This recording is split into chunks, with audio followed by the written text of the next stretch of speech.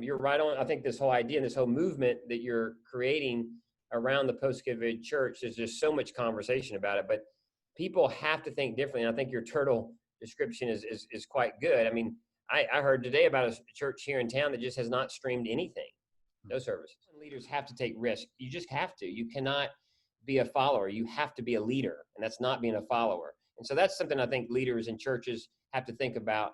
And I think you just have to really frisk your soul, is what my great preacher says.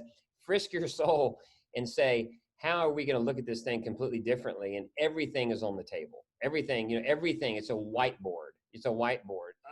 Over communicate to our existing flock, right? That's super important.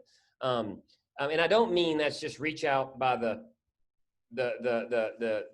person saying, how are you doing? I mean, it's really, how do we go transform the way we're going to do business? I mean, and worship with our existing folks, right? So I think first it's like, how do you maintain? Because I think people, are shopping, so first and foremost is, how do you maintain the existing, flock joy?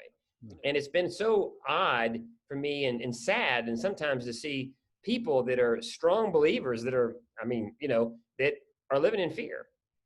And then on the flip side, to see some really fun, interesting people, of friends of mine that aren't believers, who are just living in, joy, in the sense of, it's going to be okay. We're going to come out of this with people who lived in fear, who did not shift, did not pivot, did not, the turtle church, in the case of church, right? But hundreds of thousands of businesses who decided to say, okay, I'm not, just stayed still, and those that chose to lean in, and those that chose to do something different.